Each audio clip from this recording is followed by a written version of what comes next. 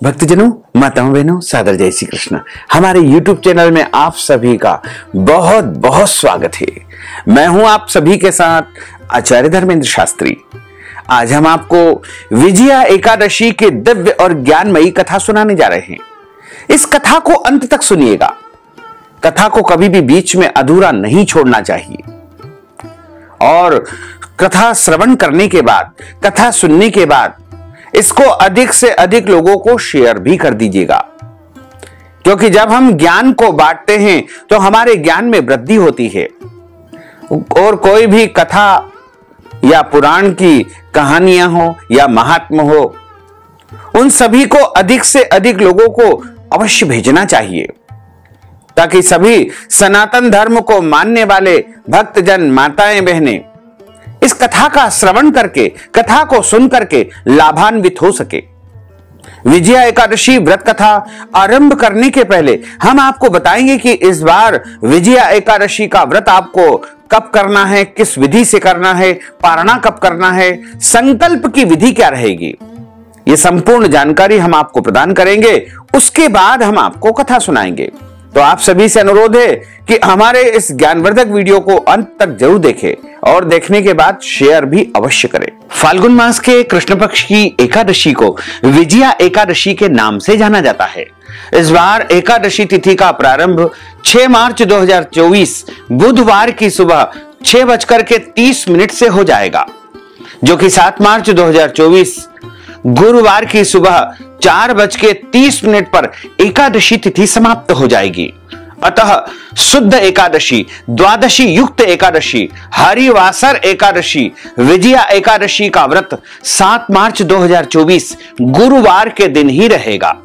इसी दिन सभी भक्तजनों एवं माताओं बहनों को एकादशी का व्रत रखना होगा तथा इस एकादशी व्रत का पारणा का अर्थ होता है व्रत खोलना। व्रत खोलने का जो दिन है वो 8 मार्च 2024 शुक्रवार के दिन रहेगा। 8 मार्च को महाशिवरात्रि का व्रत होने से इस व्रत का पारणा यानी एकादशी व्रत का पारणा फल, जल, तुलसी पत्र या फलाहारी वस्तु से आपको करना चाहिए। विष्णु एकादशी गीता तुलसी विप्रोधे नवः असारे दुर्ग संसारे षटपदी मुक्तिदायिनी।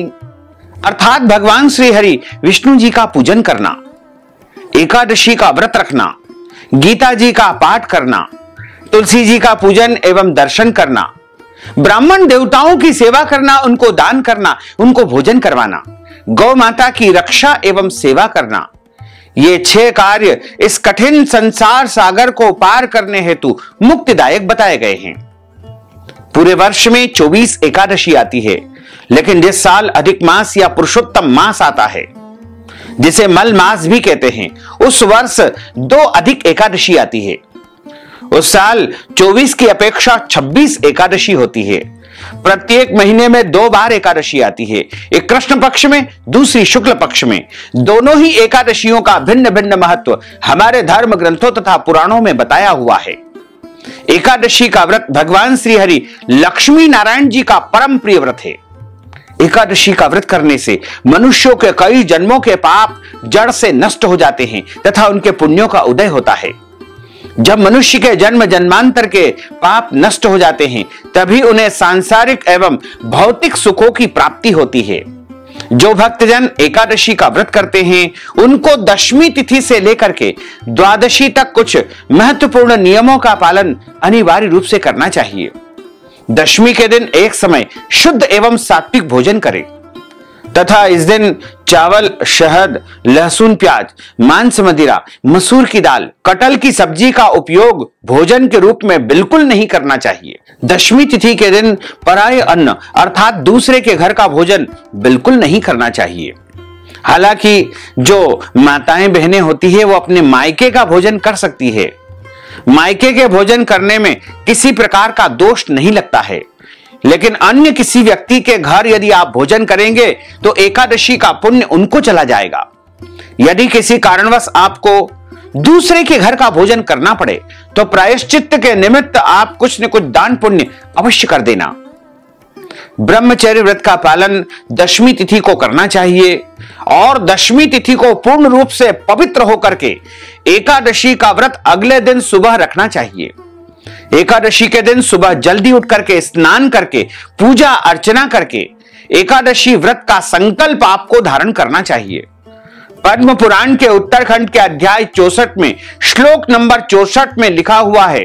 पद्म पुराण के उत्तरखंड के अध्याय 64 में श्लोक नंबर 34 में लिखा हुआ है, एकादश्याम निराहार स्थित्वाहम परेहनि भोक्ष्यामि पुंडरीकाक्ष शरणम में भवाच्युत। हे कमल नयन, हे वासुदेव, हे अच्युत, हे जनार्दन, मैं एकादशी के दिन निराहार रह करके दूसरे दिन ही भोजन करूंगा। एकादशी का जब हम व्रत करते हैं तो उसमें संकल्प अवश्य करना चाहिए। यदि आप निष्काम भाव से व्रत करते हैं, निष्काम भाव का अर्थ होता है बिना किसी कामना के किए जाने वाले व्रत को निष्काम व्रत कहा जाता है।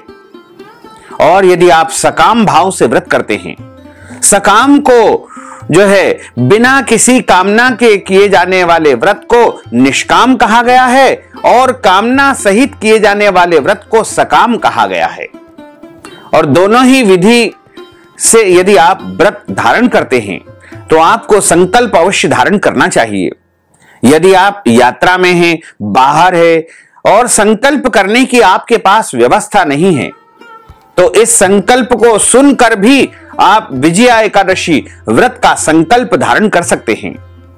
एकादशी व्रत का संकल्प धारण करने के लिए सबसे पहले अपने पूजा घर में, देव स्थान में या फिर किसी भी पवित्र स्थान पर पूर्व या उत्तर दिशा की तरफ मुंह करके एक आसन पर बैठ करके अपने सामने शुद्ध जल रख करके शुद्ध घी का दीपक प्रज्वलित करके एक थाली में तुलसी पत्र, पीले पुष्प, जौ और तिल, कुछ दक्षिणा और सुपारी रख करके आपको संकल्प धारण करना चाहिए। संकल्प धारण करने के लिए हाथ की मुद्रा को इस प्रकार करना है और हाथ के मध्य भाग में जल रखे, सुपारी रखे, कुछ पैसे रखे, तुलसी जी का पत्ता रखे, पीले पुष्प रखे और अक्षत के स्थान पर यानी चावल के स्थान पर जौ या तिल आपको रख लेना चाहिए। संकल्प प्रारंभ करने के पहले भगवान श्री हरि विष्णु जी का 3 बार नाम आपको उच्चारण करना है। ओम विष्णवे नमः, ओम विष्णवे नमः, ओम विष्णवे नमः। ओम तिथिर्विष्णु स्लावारो नक्षत्रम विष्णुरेव च योगश्च करणम विष्णु सर्वं विष्णुमयं जगत। ओम विष्णुर्विष्णुर्विष्णुः श्रीमद्भगवतो महापुरुषस्य विष्णोर आज्ञयाः प्रवर्तमानस्य अद्य श्री ब्रह्मणोन्हि द्वितीय परार्धे श्री श्वेतवारः कल्पे वैवस्वत मन्वंतरे अष्टाविंशतितमे कलियुगे कली प्रथम चरणे भूर्लोके भारतवर्षे भरतखंडे जम्बूद्वीपे आर्यावर्तांतर्गत ब्रह्मवर्तेक देशे अवंतिकायाम विशाला क्षेत्रे। आप जिस प्रदेश में, जिस राज्य में, जिस देश में, जिस नगर में, जिस गांव में निवास करते हैं वहां का नाम आपको उच्चारित करना चाहिए। मध्य प्रदेशे भोपाल नगरे भोपाल मंडलांतर्गते ही संवत् 2080 मासानां मासे पुण्य पवित्र मासे ही फाल्गुन मासे ही शुभै ही कृष्ण पक्षै ही अद्यायः एकादश्यायां पुण्यतिथयोः बृहस्पति वासरान्वितायां मा उत्तराषाढ़ा दिवस नक्षत्रैः मकर राशिस्ते श्री चंद्रैः कुंभ राशिस्ते श्री देवराज गुरोः कुंभ राशिस्ते श्री सूर्यैः मेष राशिस्ते श्री देवराज गुरु शेषेषु ग्रहेषु यथा यथम राशि स्थान स्थितसु एवं ग्रह गुण गण विशेषण विशिष्टायाम शुभ पुण्य तिथौ। आप सभी बोलिएगा मम आत्मनः। अपने नाम और गोत्र का आप उच्चारण कर लीजिएगा। यदि आपको गोत्र याद नहीं है तो ब्रह्म गोत्र या कश्यप गोत्र भी आप उच्चारित कर सकते हैं। जिन माताओं बहनों का विवाह संपन्न हो चुका है उनको अपने ससुराल का गोत्र यहां पर बोलना चाहिए। मम सपरिवारस्य सकुटुम्बस्य जनानाम् आयुः आरोग्य ऐश्वर्य अभिवृद्ध्यर्थम आदिदैविक आदिभौतिक आध्यात्मिक त्रिविध तापोपशमनार्थम वात पित्त कफ जन दोष परिहारार्थम आदित्याद्यावाहित नवग्रह देवताः प्रसन्नार्थम सर्व देवताः प्रसन्नार्थम कुल देवताः प्रसन्नार्थम अप्राप्त लक्ष्मी प्राप्त्यर्थम प्राप्त लक्ष्म्यौश्चिरकाल संरक्षणार्थम सकल मनच्चित कामना संसिद्ध्यर्थम 10 विधि लक्ष्मी प्राप्त्यर्थम बहुविध लक्ष्मी प्राप्त्यर्थम अखंड लक्ष्मी प्राप्त्यर्थम मम इह जन्मनि जन्मांतरे वा सकल दुरितोपशमनार्थम आदि देविक आदि भौतिक आध्यात्मिक त्रिविध तापोपशमनार्थम वात पित्त कफ जन दोष परिहारार्थम आदित्याद्यावाहित नवग्रह देवताः प्रसन्नार्थम भगवते श्री लक्ष्मी नारायण देवता प्रीत्यर्थंच अद्य दिवसे फाल्गुन मासे कृष्ण पक्षे विजया एकादश्यायाम व्रत कर्माहम करिष्ये। इस प्रकार आपको संकल्प प्रभु को समर्पित करने देना चाहिए। संकल्प करने के बाद हाथ जोड़ करके भगवान से निवेदन करें, प्रभु से प्रार्थना करें, हे प्रभु, हे दीनानाथ, हे दीनबंधु, हे करुणा निधान, आज हम पूरे विधि विधान से सभी नियमों का पालन करते हुए विजया एकादशी का व्रत धारण करने जा रहे हैं। यदि हमारे द्वारा कोई भी त्रुटि हो जाए, गलती हो जाए, तो अबोध बालक जान करके हमें क्षमा अवश्य प्रदान कर देना, क्योंकि भगवान तो करुणा निधान है, कृपा निधान है, दयालु है। आपके द्वारा यदि कोई गलती हो जाती है तो वो आपको क्षमा अवश्य ही प्रदान कर देंगे। इस प्रकार आपका संकल्प हो जाएगा और संकल्प में जो समर्पित वस्तुएं की जाती है उनमें दक्षिणा ब्राह्मण देवता को प्रदान करना चाहिए और अन्य जो वस्तुएं हैं उनको जल में या किसी भी जलाशय में या पवित्र स्थान पर गमले में विसर्जित कर देना चाहिए। एकादशी के दिन संकल्प धारण करने के बाद सूर्य भगवान को अर्घ्य प्रदान करें, माता पिता को, गुरुजनों को, पूज्य पुरुषों को नमन करें, उनको प्रणाम करें, तुलसी जी का पूजन एवं दर्शन करें, गौ माता का पूजन करें तथा इस दिन किसी भी परिस्थिति में एकादशी को अन्न का सेवन नहीं करना चाहिए। इस दिन केवल और केवल फलाहार करना चाहिए। सर्वोत्तम फलाहार गाय का दूध एवं फल ही माने गए हैं। अन्य जो फलाहारी वस्तु है जैसे साबूदाने, मूंगफली दाने और अन्य जो भी शुद्ध और सात्विक फलाहार है उसका उपयोग आप एकादशी के फलाहार में कर सकते हैं। एकादशी के दिन झूठ न बोले, क्रोध न करे, लड़ाई झगड़ा एवं वाद विवाद बिल्कुल न करे, ब्रह्मचर्य व्रत का पालन करना चाहिए, दाढ़ी कटिंग या शेविंग नहीं करवाना चाहिए, किसी का भी अपमान या अनादर न करे, दिन में सोना नहीं चाहिए, रात्रि में जागरण करना चाहिए। यदि किसी कारणवश दिन में आप सो जाते हैं तो स्नान करने के बाद ही आपको शाम का पूजन अर्चन करना चाहिए और एकादशी का पूजन अर्चन विधि विधान से करके आपके यहां यदि ठाकुर जी का नित्य पूजन अर्चन होता हो, सेवा होती हो, तो उस क्रम से आपको पूजा और सेवा करनी चाहिए। लेकिन आप एकादशी के दिन विशेष रूप से पूजन अर्चन करना चाहते हैं तो पूर्व दिशा में एक चौकी की स्थापना करें, उसके ऊपर पीला अथवा लाल कपड़ा स्थापित करें। मध्य भाग में भगवान राधा कृष्ण, बाल गोपाल जी, शालिग्राम जी या लक्ष्मी नारायण जी की स्थापना करें। उनके सीधे हाथ की तरफ गेहूं की ढेरी रख करके तांबे, मिट्टी या अन्य धातु का कलश स्थापित करके उसमें जल भरे, आम के पत्ते रख करके, नारियल रख करके, कलावा बांध करके कलश की स्थापना करें। सर्वप्रथम गौरी गणेश का पूजन करें, फिर कलश का पूजन करें, फिर भगवान नारायण के स्वरूप का, उनके विग्रह का पूजन अर्चन करें और पूजा अर्चना करने के बाद ब्राह्मण देवता के मुख से ही एकादशी व्रत कथा सुनना चाहिए, क्योंकि ब्रह्म वाक्य जनार्दन, जब आप ब्राह्मण के मुख से कथा का श्रवण करते हैं तब आपको जनार्दन भगवान वासुदेव के श्री मुखारविंद से कथा सुनने का पुण्य फल प्राप्त होगा। और कथा सुनने के बाद ब्राह्मण देवता को यथाशक्ति दान दक्षिणा अवश्य प्रदान करना चाहिए, क्योंकि बिना दक्षिणा के कोई भी कथा का पुण्य प्राप्त नहीं हो पाता है। और अगले दिन ब्राह्मण देवता को व्रत का जब पारणा करते हैं उस समय भोजन करवाने का भी विधान है। व्रत का पारणा अगले दिन ही करना चाहिए। सनातन हिंदू धर्म में मोक्ष को मनुष्य जीवन का लक्ष्य माना जाता है। आत्मा कर्म के अनुसार मनुष्य का जीवन प्राप्त करती है। 84 लाख योनियों में भटकते भटकते कहीं मनुष्य का जन्म प्राप्त होता है, और इस जन्म में जिसने सत्कर्म कर लिए, व्रत कर लिए, जप कर लिया, तप कर लिया, तो उसका उद्धार हो जाता है। मनुष्य जीवन का मुख्य उद्देश्य है सत्कर्म करके मोक्ष को प्राप्त करना। हालांकि धर्म, अर्थ, काम, मोक्ष चारों सोपानों को प्राप्त करके अंतिम समय में मोक्ष पद को प्राप्त करना चाहिए। इसलिए मानव जीवन को अन्य योनियों में सबसे अधिक पवित्र और महत्वपूर्ण माना गया है। मोक्ष प्राप्त किए बिना मनुष्य को बार बार इस संसार सागर में आना पड़ता है। पद्म पुराण में मोक्ष की चाह रखने वाले प्राणियों के लिए विजया एकादशी का व्रत रखने का विधान बताया गया है। इस व्रत का मुख्य उद्देश्य पितरों को मुक्ति दिलाना भी है तथा विजय प्राप्ति भी है। यदि आपको किसी कार्य में सफलता नहीं मिल पा रही है, विजय नहीं मिल पा रही है, तो आपको विजया एकादशी का व्रत अवश्य करना चाहिए, क्योंकि प्रभु श्री राम ने विजया एकादशी का व्रत करके ही लंका पर चढ़ाई की थी और रावण का उन्होंने विनाश किया था। विजया एकादशी का व्रत करने से समस्त कार्यों में सफलता एवं विजय की प्राप्ति होती है तथा जीवन में सभी बंधनों से मुक्ति प्राप्त हो जाती है।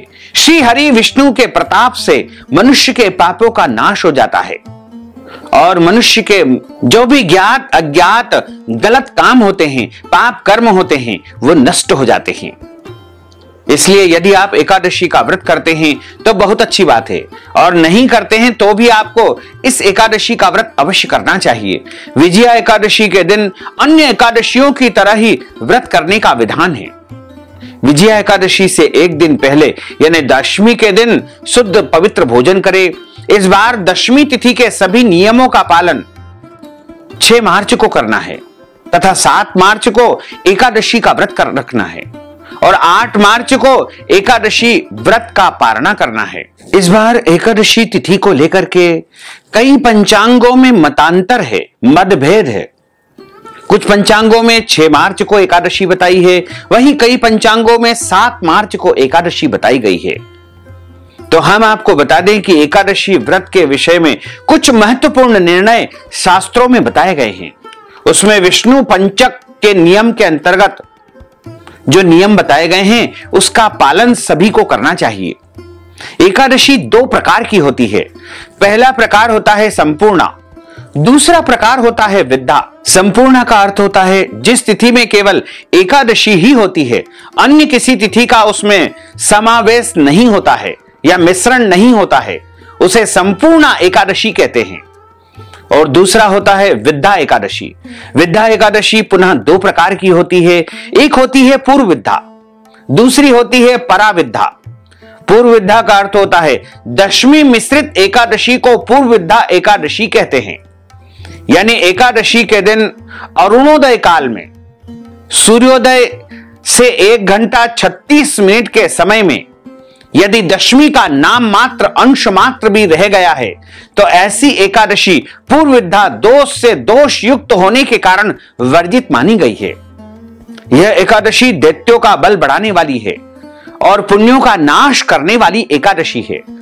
पद्म पुराण में वर्णन किया गया है कि वासरम दशमी विधम दैत्यानां पुष्टिवर्धनम मदीयम नास्ति संदेहः सत्यम सत्यम पितामह। दशमी मिश्रित एकादशी दैत्यों के बल को बढ़ाने वाली है, इसमें किसी भी प्रकार का कोई संदेह नहीं। और पराविद्या का अर्थ होता है द्वादशी मिश्रित एकादशी को पराविद्या एकादशी कहते हैं। पद्म पुराण में स्पष्ट रूप से लिखा हुआ है कि द्वादशी मिश्रिता ग्राह्य सर्वत्र एकादशी तिथि ही, अर्थात द्वादशी मिश्रित एकादशी सर्वदा ही ग्रहण करने योग्य है। कभी भी दशमी युक्त एकादशी का व्रत किसी को भी नहीं करना चाहिए। सदैव द्वादशी युक्त एकादशी का ही व्रत धारण करना चाहिए, चाहे अगले दिन आपको त्रयोदशी में व्रत का पारणा करना पड़े, लेकिन हमेशा द्वादशी युक्त एकादशी का ही व्रत रखना चाहिए। इसलिए भक्तों को, वैष्णवों को पराविद्या एकादशी का व्रत ही रखना चाहिए। ऐसा व्रत करने से आपकी भक्ति और शक्ति दोनों में वृद्धि होगी। ऐसी एकादशी व्रत का पालन करने से आपको एकादशी का पूरा पूरा पुण्य प्राप्त होगा। दशमी मिश्रित एकादशी से पुण्य का क्षय होता है। एकादशी व्रत के विषय में पद्म पुराण में एक महत्वपूर्ण प्रसंग आता है कि जब भगवान वाराह और हिरण्याक्ष का युद्ध हो रहा था, तब भगवान नारायण के बार बार प्रयास करने पर भी हिरण्याक्ष का वध नहीं हो पा रहा था, अर्थात हिरण्याक्ष को भगवान नहीं मार पा रहे थे। तब ब्रह्मा जी ने उनसे प्रश्न किया कि हे नारायण, आप तो सर्वशक्तिमान हैं और यह दुष्ट असुर आपकी दृष्टि मात्र से ही मृत्यु को प्राप्त हो जाना चाहिए, लेकिन ऐसा क्यों नहीं हो पा रहा है? आप इसको क्यों नहीं मार पा रहे हैं? तब भगवान श्री हरि विष्णु ने कहा कि हे ब्रह्मा जी, देवताओं के द्वारा तो द्वादशी युक्त एकादशी का ही व्रत किया जाता है, लेकिन दैत्यों के गुरु शुक्राचार्य की माया से मोहित होने से कुछ ब्राह्मण देवता दशमी युक्ता एकादशी का व्रत कर रहे हैं। क्योंकि दशमी के दिन दैत्यों की उत्पत्ति हुई थी और एकादशी के दिन देवताओं की उत्पत्ति हुई थी, इसलिए दशमी युक्ता एकादशी का व्रत करने से दैत्यों का बल बढ़ता है और द्वादशी युक्त एकादशी का व्रत करने से देवताओं का बल बढ़ता है। ब्राह्मणों के दशमी विद्या एकादशी का व्रत करने से इस दैत्य की शक्ति में वृद्धि हो रही है और इसका वध नहीं हो पा रहा है। जो मनुष्य दशमी युक्ता एकादशी का व्रत करते हैं, उसके अंदर आसुरी शक्ति बढ़ने लगती है। कलयुग में सब लोग मोहित होकर के दशमी विद्या एकादशी का व्रत करेंगे, इसलिए दुनिया में अशांति बनी रहेगी। जब सीता माता को लक्ष्मण जी वाल्मीकि ऋषि के आश्रम में छोड़ करके आए थे, तब सीता माता ने वाल्मीकि ऋषि से एक बार प्रश्न किया कि हे ऋषिवर, मैंने जीवन में कभी भी कोई गलत कर्म नहीं किया है, पाप कर्म नहीं किया है, अनैतिक कार्य नहीं किया है, सदैव पतिव्रता रही और पति की सेवा की, फिर भी मेरे जीवन में इतने सारे कष्ट क्यों आए? तब वाल्मीकि ऋषि ने सीता माता को जवाब दिया था कि आपने कभी अपने पूर्व जन्म में दशमी विद्या एकादशी का व्रत किया था। उसी दिन आपने एकादशी व्रत का पालन किया था। इससे आपके पुण्यों का क्षय हो गया तथा आपके पापों की वृद्धि हो गई। उसी का परिणाम है कि आपको बहुत कष्ट झेलना पड़े। पुराणों में स्पष्ट रूप से लिखा हुआ है कि दशमी विद्या एकादशी का व्रत करने से धन, परिवार और पुत्र का विनाश होता है। दशमी विद्या एकादशी अशुद्ध मानी जाती है, आसुरी शक्ति को बढ़ाने वाली एकादशी है, इसलिए इस दिन एकादशी का व्रत कदापि शास्त्र सम्मत नहीं है। पुराणों में स्पष्ट मत मिलता है कि अगर दशमी विद्या एकादशी हो, दूसरे दिन सूर्योदय से पहले ही एकादशी समाप्त हो रही हो, तो द्वादशी के दिन ही एकादशी का व्रत करके त्रयोदशी को ही व्रत का पारणा करना चाहिए। लेकिन कभी भी आपको दशमी विद्या एकादशी का व्रत नहीं रखना चाहिए। अब हम आप सभी को विजया एकादशी व्रत कथा सुनाने जा रहे हैं। बोलिए श्री गिरिराज धरण की जय, श्री बाल कृष्ण लाल की जय, श्री श्याम सुंदर यमुने महारानी की जय, जगत गुरु श्री वल्लभाधीश की जय, गोसाई जी परम दयाल की जय, श्री गुरुदेव की जय, लाडले लाल की जय, आज के आनंद की जय। गुरुर्ब्रह्मा गुरुर्विष्णु गुरुर्देवो महेश्वरा, गुरुः साक्षात् परब्रह्म तस्मै श्री गुरुवे नमः। श्री अखंड मंडलाकारं व्याप्तं येन चराचरं तत्पदं दर्शितं येन तस्मै श्री गुरुवे नमः। कृष्णाय वासुदेवाय हरये परमात्मने प्रणतः क्लेशनाशाय गोविंदाय नमो नमः।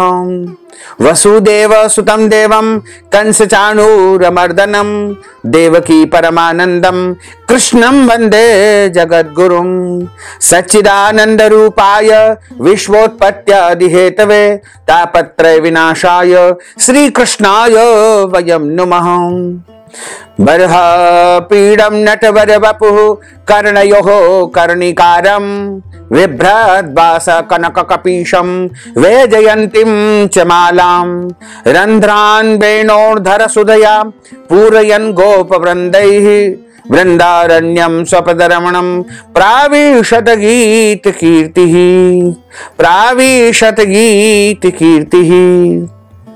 करारविन्देन पदारविन्दं मुखारविन्देन विनिवेशयन्तीं वटस्य पत्रस्य पुटेशयानं बालं मुकुन्दं मनसा स्मरामि।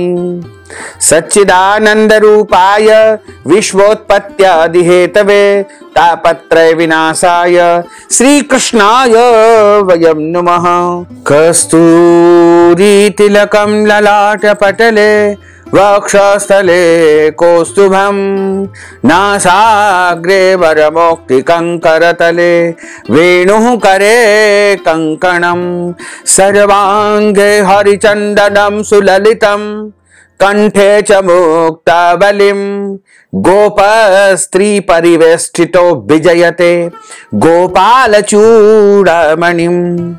फूलेन्दीवरकान्तिमिन्दुवदनं बर्हावतं सप्रियं श्रीवत्साङ्कमुदारकौस्तुभधरं पीताम्बरं सुन्दरं गोपीनां नयनोत्पलार्चिततनुं गोगोपसंघावृतं गोविन्दं कलवेणुवादनपरं दिव्यांगभूषणं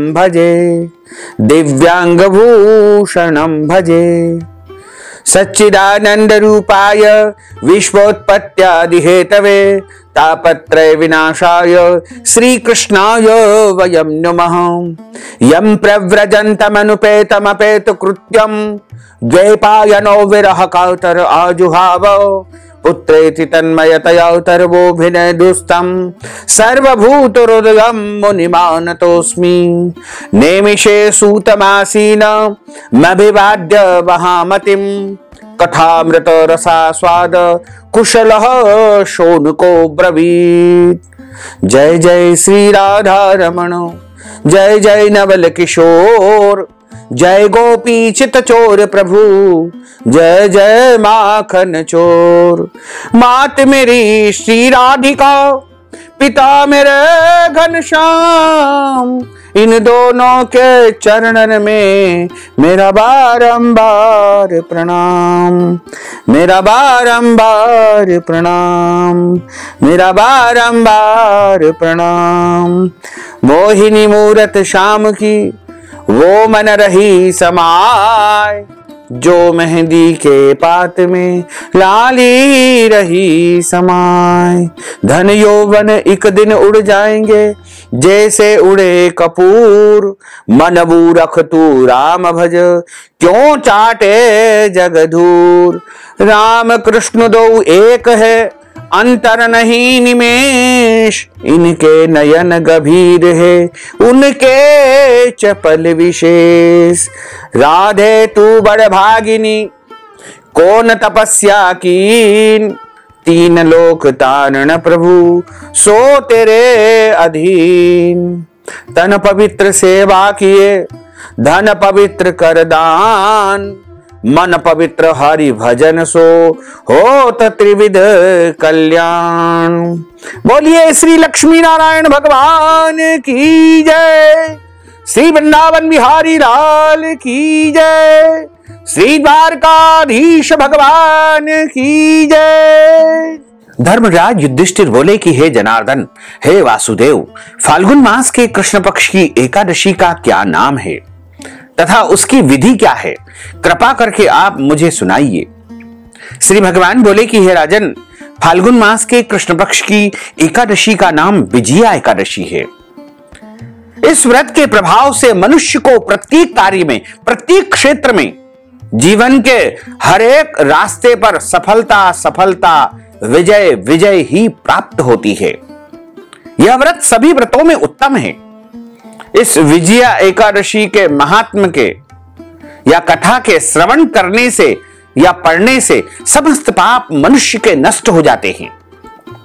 एक समय की बात है देवर्षि नारद जी ने जगत पिता ब्रह्मा जी से पूछा महाराज, आप कृपा करके मुझे फाल्गुन मास के कृष्ण पक्ष की एकादशी की व्रत कथा सुनाइए।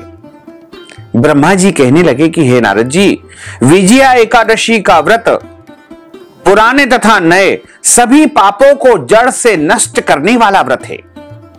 इस विजया एकादशी की विधि मैंने आज तक किसी के सामने नहीं कही है। यह व्रत समस्त मनुष्यों को विजय प्रदान करता है। त्रेता युग में प्रभु श्री राम को जब 14 वर्ष का वनवास हो गया, तब वे श्री लक्ष्मण जी श्री सीता माता सहित पंचवटी में निवास करने लगे। वहां पर दुष्ट रावण ने जब माता सीता जी का हरण कर लिया, इस समाचार से प्रभु श्री रामचंद्र जी तथा श्री लक्ष्मण जी अत्यंत व्याकुल हुए और माता सीता जी की खोज में चल दिए। घूमते घूमते जब वे मरणासन्न जटायु के पास पहुंचे तो जटायु ने उन्हें सीता जी का वृत्तांत सुना करके स्वर्ग लोक को चला गया। कुछ आगे जाकर के उनकी सुग्रीव से मित्रता हुई और वहां पर बाली का वध किया। हनुमान जी ने लंका में जाकर के सीता माता का पता लगाया। प्रभु श्री रामचंद्र जी और सुग्रीव की मित्रता का वर्णन किया। वहां से लौट करके श्री हनुमान जी ने भगवान श्री राम के पास आकर के समस्त समाचार सुनाया। प्रभु श्री रामचंद्र जी ने वानर सेना के सहित सुग्रीव की सारी संपत्ति और शक्ति के साथ लंका की ओर प्रस्थान किया। जब श्री रामचंद्र जी समुद्र के किनारे पहुंचे, तब उन्होंने मगरमच्छ आदि से युक्त उस अगाध समुद्र को, अगाध सागर को देख करके लक्ष्मण जी से कहा कि इस समुद्र को हम किस प्रकार से पार करेंगे। श्री लक्ष्मण जी ने कहा कि हे पुराण पुरुषोत्तम, आप तो आदि पुरुष है, आप सब कुछ जानते हैं। यहां से आधा योजन दूर पर कुमारी द्वीप में वगदाल्भ नाम के ऋषि निवास करते हैं। उन्होंने अनेक ब्रह्मा देखे हैं। आप उनके पास जाकर के इसका उपाय पूछिए। लक्ष्मण जी के इस प्रकार वचन को सुनकर के प्रभु श्री रामचंद्र जी वगदाल्भ ऋषि के पास पहुंच गए और उनको प्रणाम करके उनके सामने बैठ गए। मुनि ने भी उनको मनुष्य रूप धारण किए हुए पुराण पुरुषोत्तम समझ करके उनसे पूछा कि हे राम, आपका यहां पर आना किस प्रकार से हुआ है? आपके आने का कारण मुझे बताइए। प्रभु श्री रामचंद्र जी कहने लगे कि हे ऋषि, मैं अपनी सेना के सहित यहां पर आया हूं और लंका पर चढ़ाई करने के लिए, राक्षसों पर विजय प्राप्त करने के लिए यहां पर आया हूं। आप कृपा करके समुद्र को पार करने का कोई सरल उपाय बताइए और मुझे विजय प्राप्ति का भी कोई उपाय बताइए। वगदाल्भ ऋषि बोले कि हे राम, फाल्गुन मास के कृष्ण पक्ष की एकादशी का उत्तम व्रत करने से निश्चय ही आपकी विजय होगी। साथ ही आप समुद्र को भी अवश्य पार कर लेंगे, इसमें कोई संदेह नहीं है। इस व्रत की विधि यह है कि दशमी के दिन सोना, चांदी, तांबा या मिट्टी का एक घड़ा बनाएं।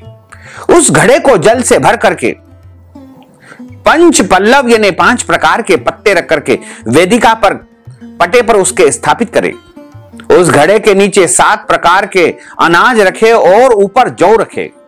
उस पर श्री लक्ष्मी नारायण भगवान की सोने की मूर्ति स्थापित करें। एकादशी के दिन स्नान आदि से निवृत्त होकर के धूप, दीप, नैवेद्य, नारियल आदि से भगवान श्री हरि नारायण का पूजन अर्चन करें। उसके बाद घड़े के सामने बैठ करके दिन व्यतीत करे और एकादशी व्रत कथा का श्रवण करे और रात्रि को भी इसी प्रकार बैठ करके जागरण करे।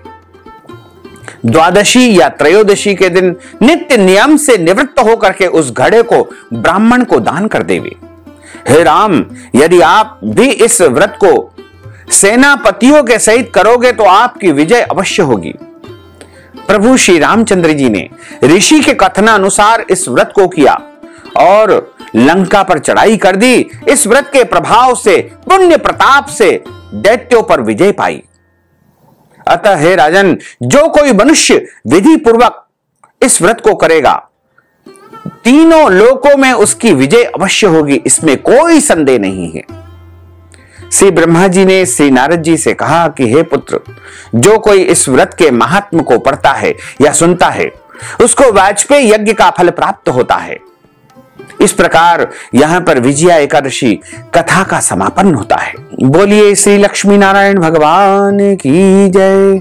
अच्युतम केशवम राम नारायणम कृष्ण दामोदरम वासुदेवम हरे श्रीधरम माधवम गोपिका वल्लभम श्री जानकी नायकम श्री रामचंद्रम भजे जानकी मनोहरम सर्वलोक नायकम श्री शंकरादि सेवितम पुण्य नाम कीर्तनम श्री राम राम राम राम राम नाम तायकम राम कृष्ण वासुदेवा भक्ति मुक्तिदायकम राम कृष्ण वासुदेवा भक्ति मुक्तिदायकम हरे राम राम राम हरे हरे हरे कृष्ण कृष्ण कृष्ण हरे हरे श्री कृष्ण गोविंद हरे मुरारे हे नाथ नारायण वासुदेवा हे नाथ नारायण वासुदेवा।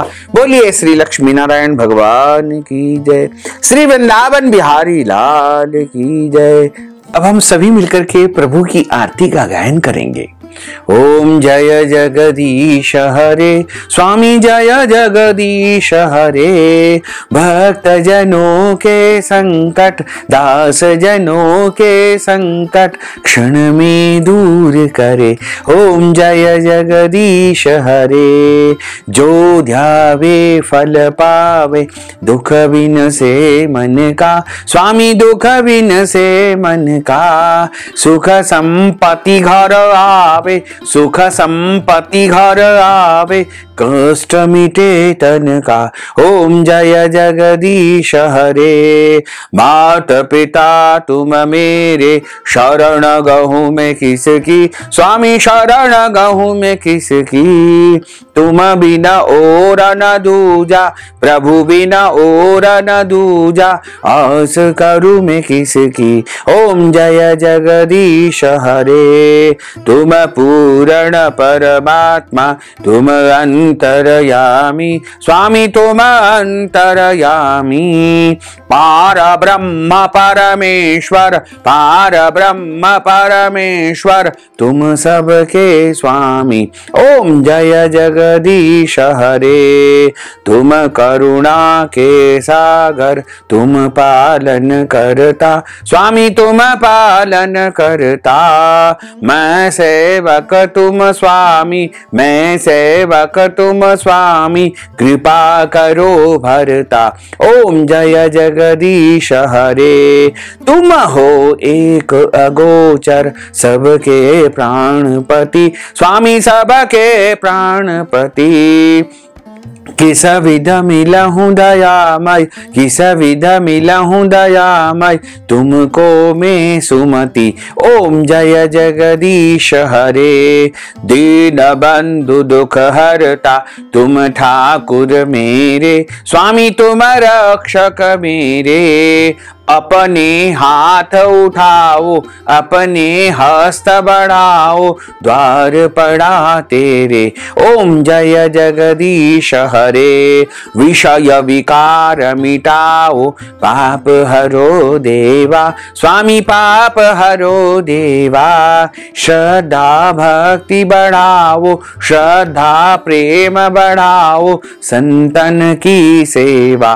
ओम जय जगदीश हरे तन मन धन सब कुछ है तेरा स्वामी सब कुछ है तेरा तेरा तुझको अर्पण तेरा तुझको अर्पण क्या लागे मेरा।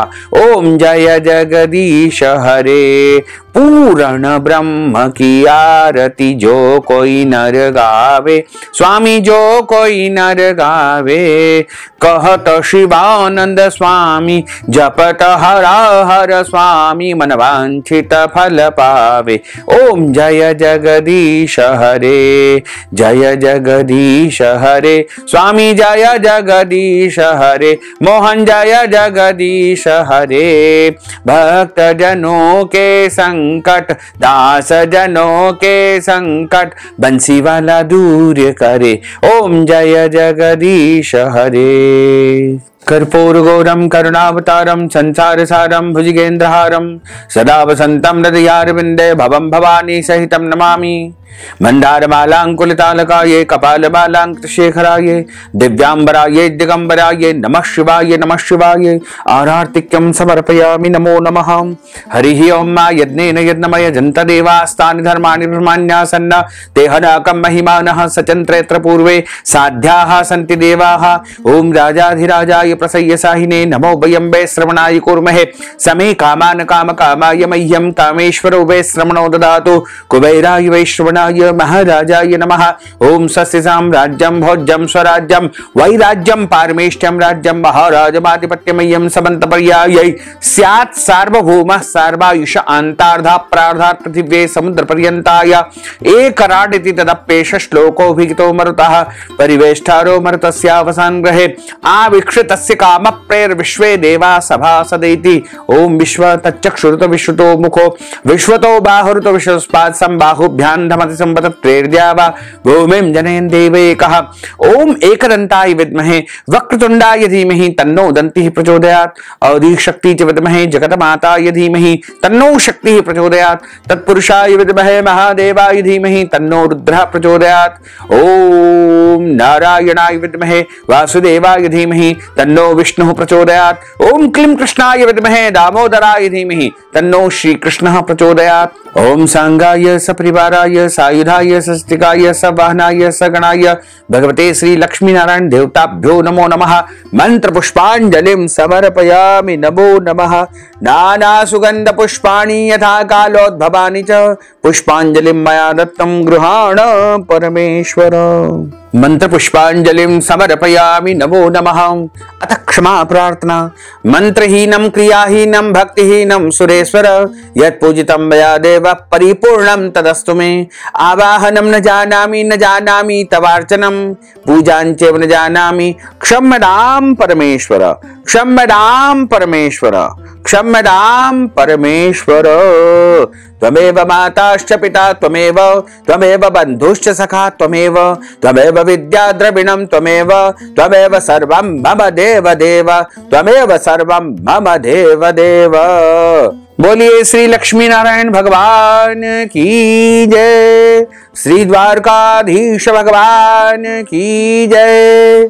श्री वृंदावन बिहारी लाल की जय। श्री गोवर्धन नाथ भगवान की जय।